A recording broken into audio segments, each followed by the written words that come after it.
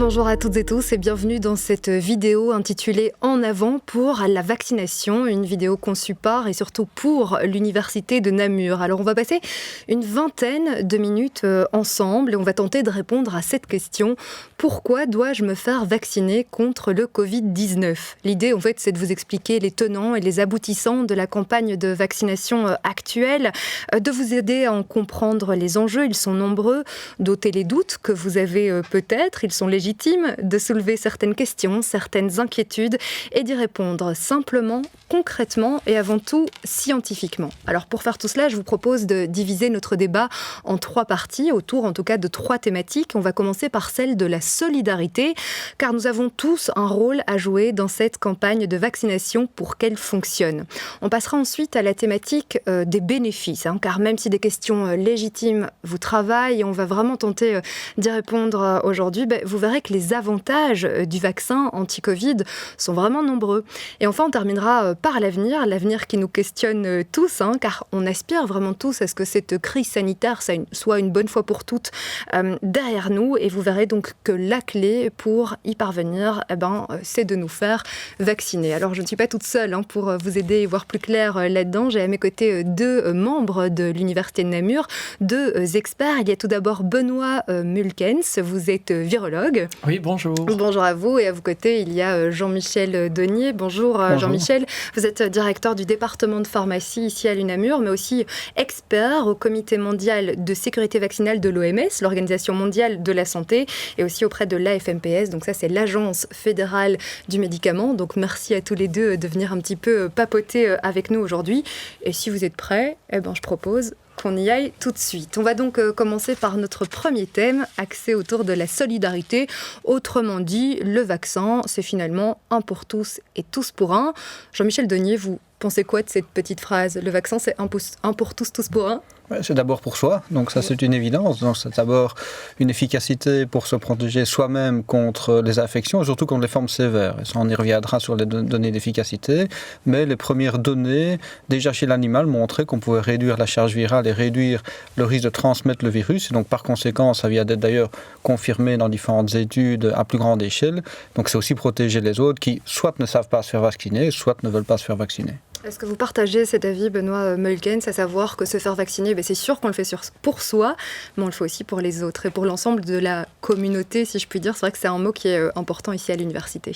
Clairement, communauté, vous l'avez dit, on est une communauté de personnes qui viennent de différents bassins, donc c'est une région relativement large qui se rassemble sur une université. Le meilleur moyen de ne pas ramener des charges virales vers le bassin d'où on vient, c'est que la communauté soit vaccinée. Donc clairement, cet effet de solidarité sera obtenu parce que, comme mon collègue vient de le dire, les premiers essais sont très encourageants pour des vaccins qui, au départ, n'avaient pas, en tout cas, été développés prioritairement pour ça, pour protéger contre la circulation.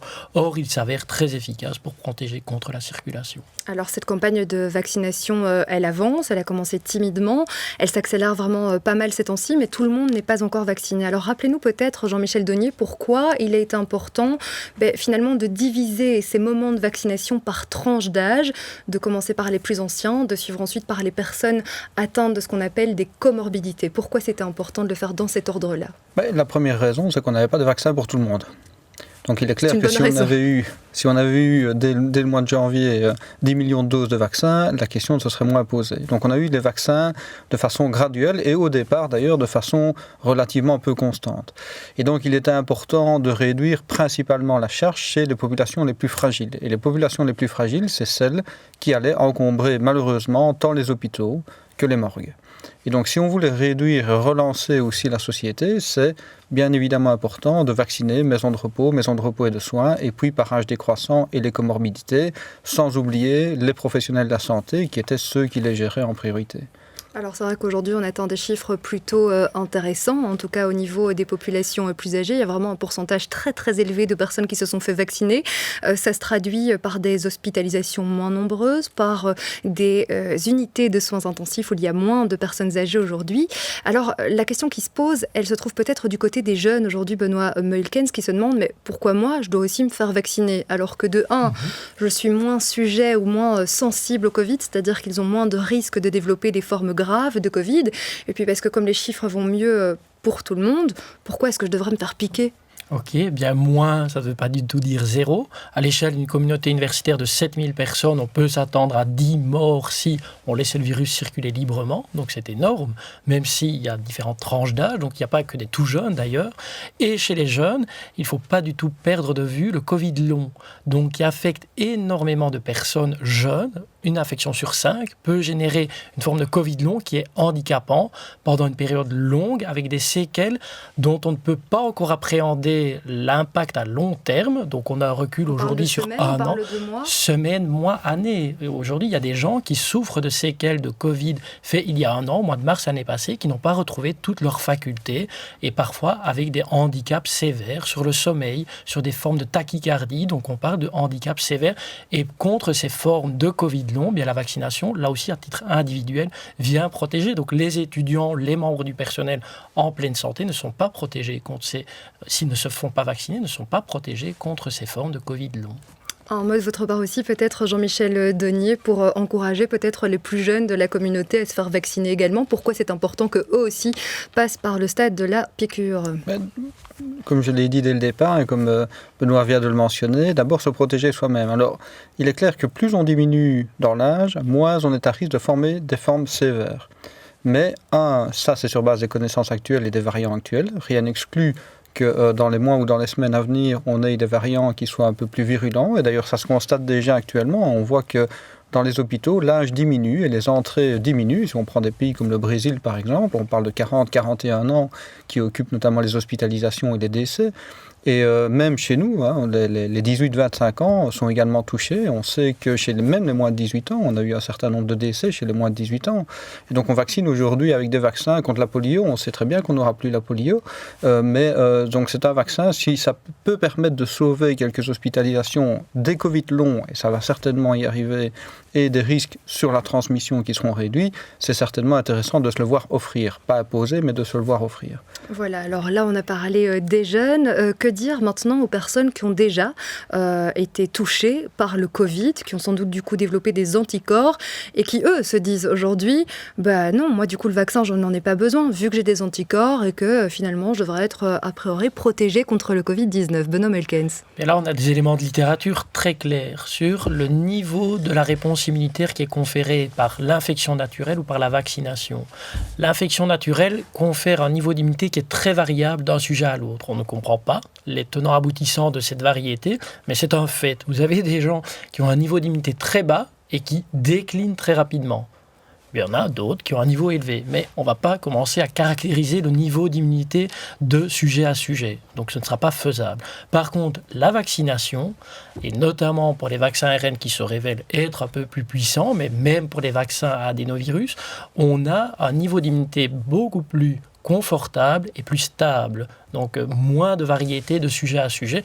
Et donc sur cet effet-là, on va maintenir une barrière à un niveau plus élevé en se faisant vacciner et plus durable.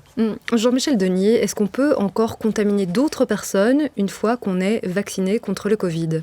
Oui, malheureusement, oui. Donc, ce n'est pas ce qu'on appelle une immunité stérilisante. Ça veut dire que quand on est vacciné, on peut encore transmettre le virus. Et d'ailleurs, on peut encore avoir des tests PCR positifs lorsqu'on est vacciné et qui ne vient pas du vaccin.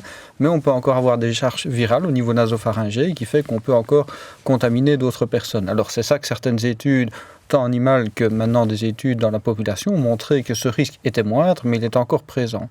D'où la nécessité aussi d'avoir un système de précaution par d'autres méthodes, tant qu'on n'a pas vacciné un nombre de personnes suffisant, notamment dans des populations restreintes comme une université. Oui, c'est ce que j'allais dire, Benoît Melkens. Ça veut dire que même lorsqu'on est vacciné, pour l'instant tout du moins, on doit continuer à faire attention aux gestes barrières et aux mesures de sécurité sanitaire. Et donc clairement, puisque l'adhésion vaccinale n'est pas de 100%, puisque le risque n'est pas annihilé, il n'est pas amené à un niveau zéro.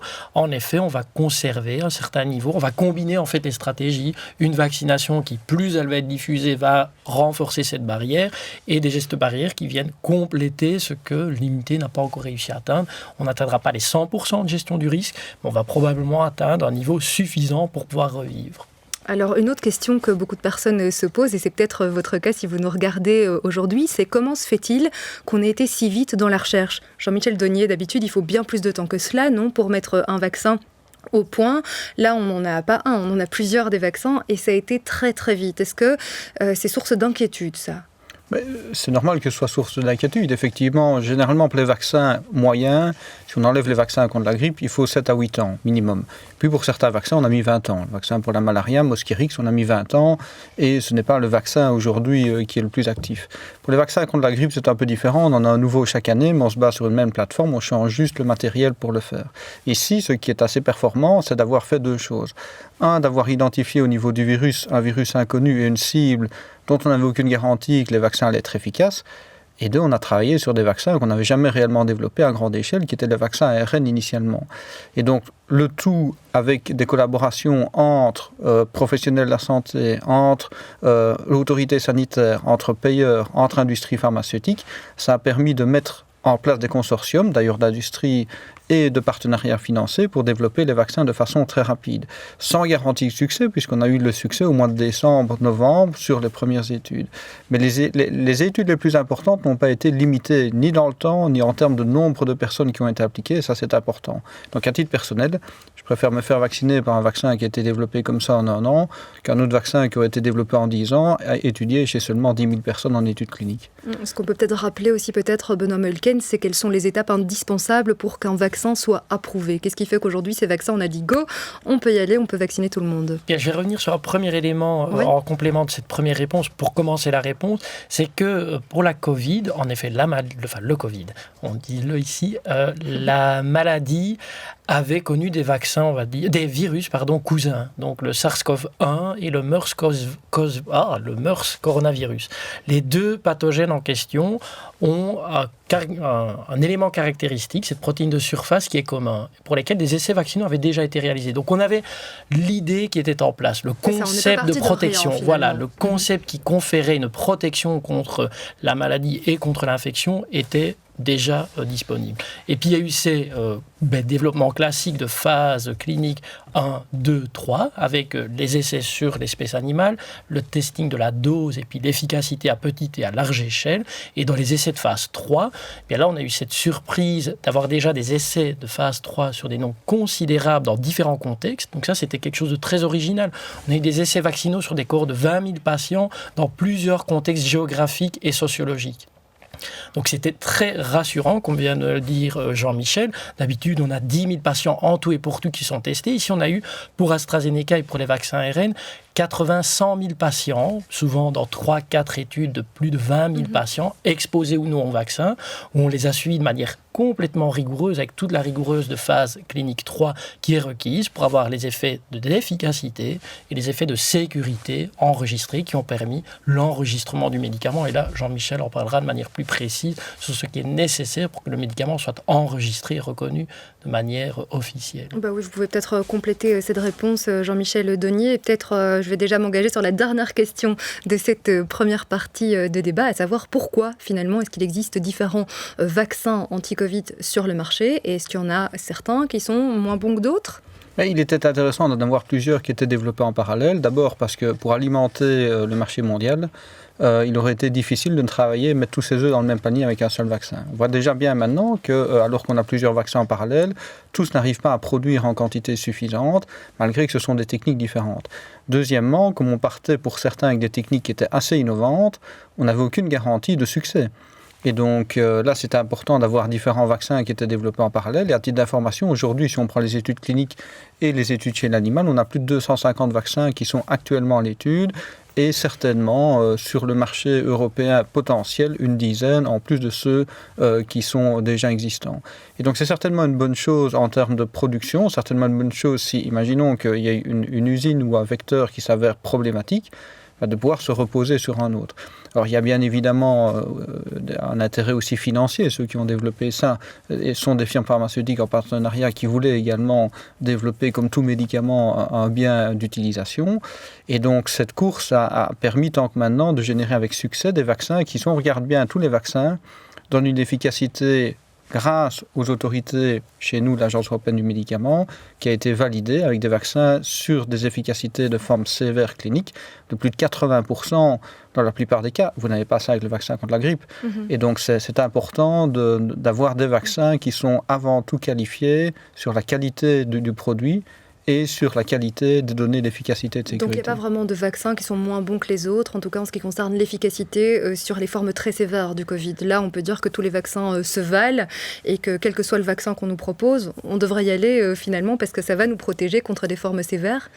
Moi, j'ai dit que je prendrais le premier vaccin qu'on m'administrera tant qu'il aura été autorisé par l'Agence européenne des médicaments. Oui, j'avoue que c'est une condition sine qua non. Je vous propose à présent de passer à notre deuxième partie. On va donc parler des bénéfices de la vaccination. Donc, quels sont les avantages à se faire vacciner? Et là, Benoît Meulkens, on peut être peut-être très terre à terre. On se souvient, lors du premier confinement, qu'on avait vraiment fermé les maisons de repos. On ne pouvait plus aller voir les personnes plus âgées qui habitaient dans cette maison de repos.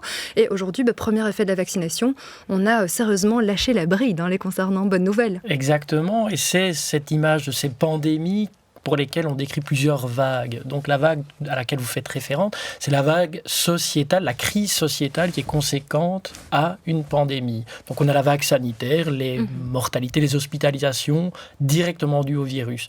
On a les effets, ce qu'on appelle les vagues 2 et 3, sur l'impact sur le secteur de la santé, des pathologies qui devaient être suivies, qui n'ont plus pu être suivies. On sait qu'il y a eu plus de cancers trop peu détectés l'année passée, qui vont avoir d'autres conséquences. Et donc, dans la quatrième vague, c'est la vague de la conséquence à l'échelle sociétale, l'isolement des personnes âgées, l'impact sur l'enseignement, l'impact sur l'économie. Donc, c'est vraiment conséquent. Et pour pouvoir se soulager de cette vague qui est pérenne et qui aura des effets à long terme, il faut voir ce vaccin comme un cadeau. Et on l'a observé, par exemple, dans les maisons de repos. C'est qu'un premier exemple. Mais quand on voit en Israël ce qui se passe, ce qu'on voit aux États-Unis, au Royaume-Uni, déjà dans ces pays qui sont plus avancés, à quel point la société peut revivre, voilà, c'est le bénéfice de la vaccination. C'est vrai que ces pays que vous avez cités sont déjà bien plus avancés que nous en termes de vaccination. Et donc, ils constituent aujourd'hui, Jean-Michel Donier, des formes d'études à grande échelle. Qu'est-ce qu'on peut en dire justement de ces premières analyses, de premières constatations qu'on fait en Israël par exemple, en Angleterre ou aux États-Unis? Je dirais ce qui est intéressant, c'est d'avoir aussi des pays qui n'ont pas forcément utilisé tous les mêmes vaccins. Donc si on prend l'Israël, c'est principalement et les États-Unis les vaccins ARN. Donc ça c'est intéressant, c'est qu'on a eu rapidement d'Israël des données d'efficacité des vaccins dans la vraie vie, notamment chez les personnes âgées sur les hospitalisations. S'en est suivi des données en Angleterre sur le vaccin ARN, donc le vaccin Pfizer, mais également le vaccin AstraZeneca, et qui ont montré effectivement, après une seule dose, puisqu'ils espaçaient assez fort les deux doses, des efficacités sur les hospitalisations et les formes sévères, tant chez les personnes plus âgées que chez les plus jeunes, 5 semaines après la première dose, de façon particulièrement importante. Et les États-Unis commencent maintenant aussi à publier pas mal de données, là aussi avec les vaccins ARN principalement, le vaccin Janssen étant un peu moins utilisé tant que maintenant, mais commence à être utilisé. Donc c'est cette dimension intéressante internationale qui fournit des données d'efficacité dans différents pays, avec des niveaux et des différences en termes de population également, et de volonté de se faire vacciner, ou de personnes qui ont été vaccinées, des groupes qui ont été vaccinés différemment. Donc c'est assez positif. Donc on peut dire aujourd'hui qu'au plus on vaccine une population, au moins le virus circule, au moins il y a de contamination, certainement chez les personnes vaccinées, mais sans doute aussi au sein de leur entourage, Jean-Michel Donier? Oui, donc c'est justement les entourages qui ont été étudiés avec le vaccin. Si vous prenez des personnes qui ont été vaccinées en milieu hospitalier, puis qui rentrent chez eux là où leur entourage n'a pas été vacciné, c'est là qu'on voit une diminution du risque de développer la maladie quand on est auprès d'une personne aussi qui a été vaccinée, qui est à risque d'être contaminée, par rapport à une personne qui n'aurait pas été vaccinée, qui est à risque de contaminer. Donc c'est une façon de protéger directement son entourage. Maintenant, je le rappelle, la meilleure des protections, c'est aussi d'être protégé soi-même, en se vaccinant soi-même. Et donc c'est la raison pour laquelle le plus intéressant, c'est de ne pas dépendre uniquement des autres, mais de se vacciner soi-même également. Benoît Meulkens, on a parlé des maisons de repos, on aurait pu aussi citer l'ORECA, qui petit à petit se déconfine, ou les écoles secondaires, notamment, où maintenant tous les élèves sont enfin à 100% en présentiel. Donc on voit vraiment ces avantages très concrets de la vaccination. Est-ce que vous diriez que la vaccination, c'est vraiment la clé pour éviter un nouveau confinement, la clé aussi pour aller vers plus de liberté? On pense à l'été qui se profile. J'imagine que vous êtes nombreux à avoir envie de voyager. Donc clairement, je vais revenir sur l'adage, prévenir plutôt que guérir, il s'applique plus que jamais à cette maladie. Donc la prévention, dans le cadre de cette maladie-ci, vraiment est la seule clé. La guérison, on peut guérir du Covid, tout le monde ne va pas en mourir. Mais en tout cas, dans les formes graves, les antiviraux, l'usage de l'arsenal thérapeutique est limité et intervient trop tard en général, mais ça c'est la biologie de ce virus. Les formes graves surviennent tard par rapport au moment où le virus se réplique. Et on n'en aura jamais d'efficacité, même lorsque le meilleur antiviral sera trouvé in vitro, aura montré son efficacité dans des modèles animaux. Dans la vraie vie, ces formes graves surviennent tard et les antiviraux arriveront toujours trop tard. Or, la vaccination, elle fait quoi ? Elle vient prévenir le fait que le virus ne peut pas être dans une niche où il prolifère, où il va causer ces dommages qui entraînent ces formes graves. Et donc, cette prévention est acquise. Vous êtes en train de dire que c'est plus intéressant de se faire vacciner que d'attendre un traitement contre le Covid-19. On attendra pendant 2 siècles. Ouais. Et dans 2 siècles, on en sera à des formes graves. C'est un peu long comme confinement, 2 siècles, vous en conviendrez. On a tous envie d'aller bien plus vite. Alors, quand on parle de bénéfices et d'avantages, on doit forcément évoquer quelques risques. Jean-Michel Denier, est-ce qu'il y a des personnes qui devraient quand même éviter de se faire vacciner ? Je sais pas, je pense aux femmes enceintes, allaitantes, voulant avoir un enfant, personnes allergiques peut-être, ou personnes sujettes à thrombose. C'est un mot qui a fait un petit peu peur à certaines personnes ces derniers temps, ce mot de thrombose. Indépendamment du vaccin, ceci dit. C'est vrai. Donc en fait, la seule contre-indication réelle aujourd'hui qu'on a pour l'ensemble des vaccins, c'est une réaction allergique à l'un des constituants. Donc c'est un risque de développer un choc anaphylactique. Ou si on développe après une première dose pour les vaccins multidoses à 2 doses, une réaction allergique grave, donc de type choc anaphylactique, on ne prendra pas la deuxième dose. C'est la seule contre-indication formelle. La grossesse n'est pas une contre-indication, c'est même l'inverse. Le Conseil supérieur de la santé propose d'ailleurs de mettre que les femmes enceintes soient aussi dans les groupes prioritaires avant la phase 2, en raison du fait que la maladie, le Covid, peut entraîner chez elles non seulement des formes relativement sévères également, mais également chez l'enfant des conséquences non négligeables. Et la vaccination chez la mère protège en partie l'enfant. Donc il y a des données intéressantes pour se faire vacciner également chez la femme enceinte.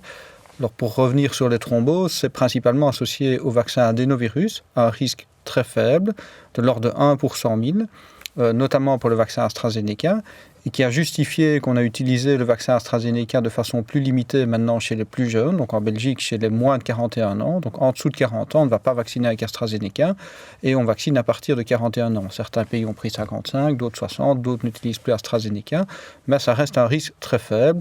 Vous avez moins de risques, par exemple, en prenant le vaccin AstraZeneca que de faire un accident de voiture tous les jours sur un trajet de quelques centaines de kilomètres. Et sans doute plus de risques de développer une thrombose à la suite du Covid-19 qu'à la suite d'une prise vaccinale. Donc, tous les vaccins, globalement, vont protéger les thromboses, puisque dans plus de 15% des cas des formes sévères, on développe des thromboses pulmonaires.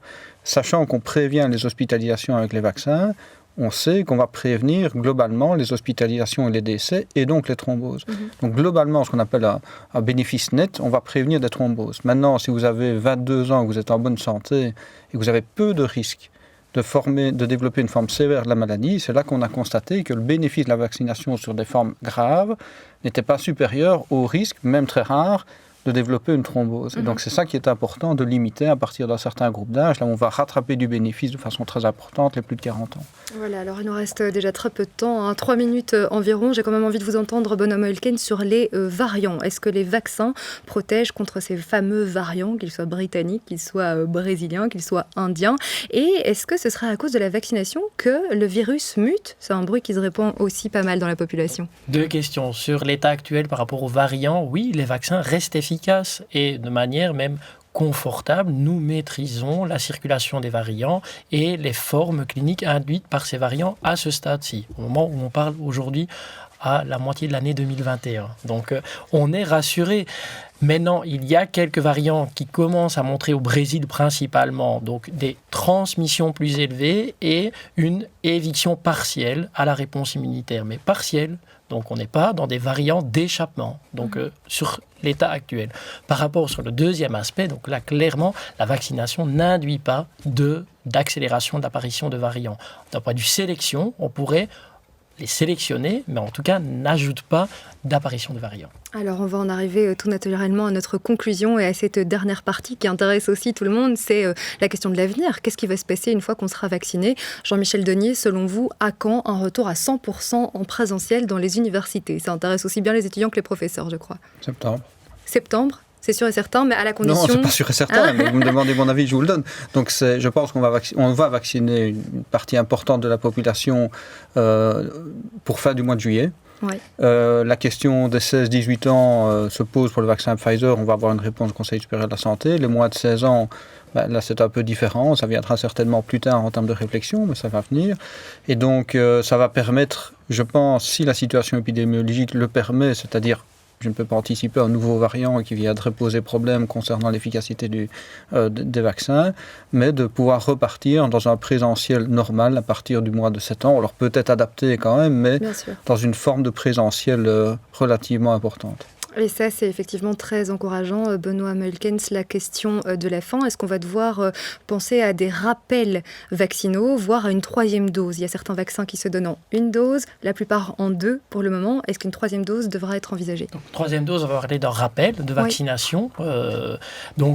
C'est à l'étude, hein, donc ça mérite d'être étudié, mais j'ai envie de compléter le propos de Jean-Michel en disant que ce retour à 100% dépendra de l'adhésion à ce premier schéma complet de vaccination. Allons-y d'abord de manière complète pour avoir un retour le plus rapide, massif d'une population immunisée.